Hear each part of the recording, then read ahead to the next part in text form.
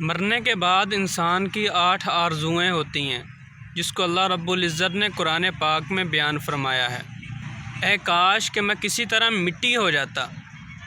اور دوسری ہے اے کاش کہ میں آخرت کی تیاری کر لیتا، اور تیسری ہے کہ اے کاش کہ مجھے میرا اعمال نامہ نہ دیا جاتا، اور چوتھی ہے کہ اے کاش کہ میں فلاں کو دوست نہ بناتا، اور پانچویں ہے کہ کاش کہ ہم نے اللہ اس کے رسول کی فرما برداری کی ہوتی، اور چھٹی ہے کہ کاش کہ ہم